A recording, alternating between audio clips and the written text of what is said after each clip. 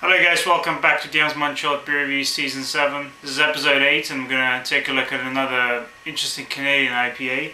This time it's going to be from the West Coast. This is the Red Racer India Pale Ale. It's brewed by the Central City Brewing Company in Surrey, British Columbia. So it had travelled quite a way, and it's a recent addition to the LCBO stocks, the liquor stores in Ontario. And it was about $2.95 I think for a small can, and I reckon it's my first ever Canadian craft beer in a small can, because I've had some in the bigger ones, but this is the 12-ounce can or 355 milliliters. Interesting picture here. So the description at the back says, an ale fashioned to survive the long voyage from England to India during the British colonization. Hops, hops and more hops. This ale has an intense aroma and a long lingering finish. Drink as an appetizer on its own, or pair it with any hearty dish. A beer for the connoisseur. This is the Brewmaster's Choice. Cheers. It says best beer in BC 2009 and 2008 as well. Alright, nothing else to say about this beer really.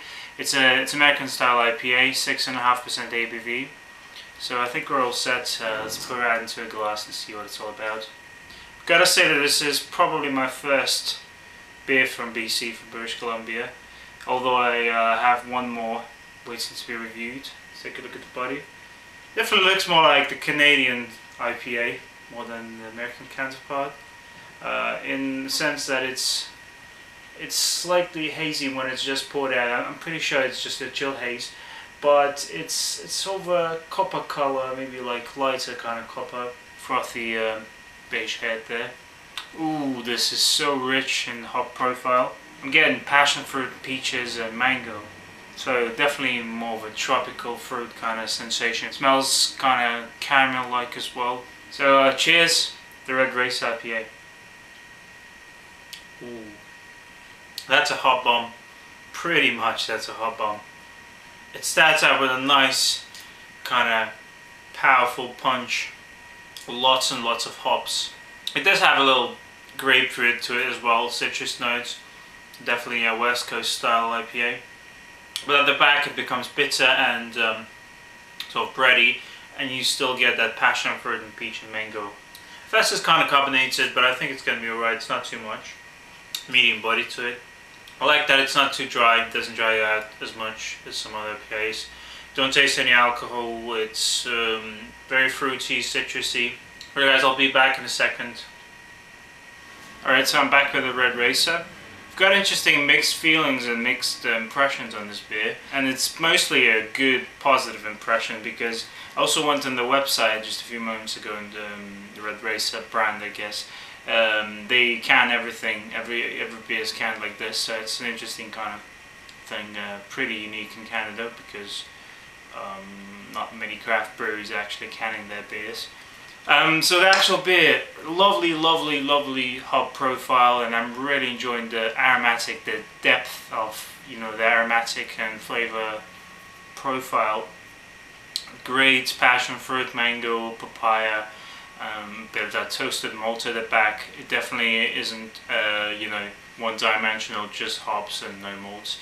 It's got a nice backup in the malt department. Not much alcohol. I'm not tasting any alcohol. I'm feeling it just a little bit because I haven't eaten it in a while.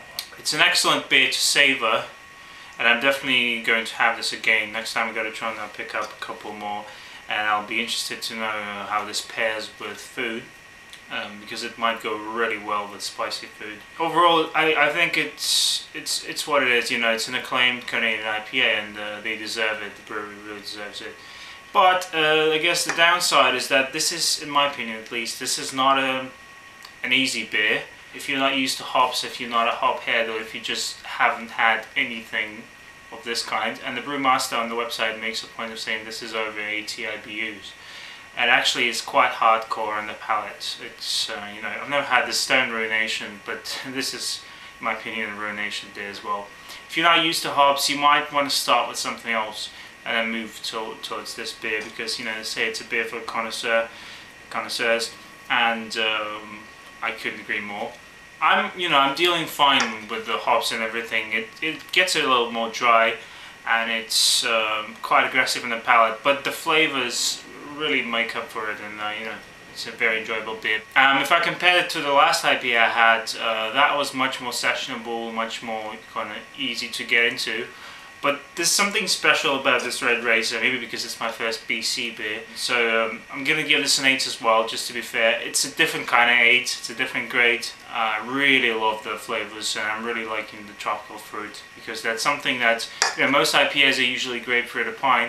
Here it's something else, and it's a nice blend of hops they use, so it works out for me. So once again, let's just cut it short. 8 out of 10 for Red Racer IPA. I highly recommend this one. And it could have been a greater, kind of higher grade.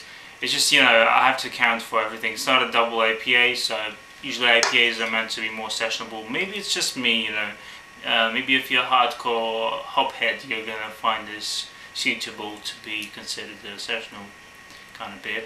Anyways, this is not the last Canadian IPA review. I've got a couple more beers coming in the next month, hopefully. So until then, cheers. Six good beer.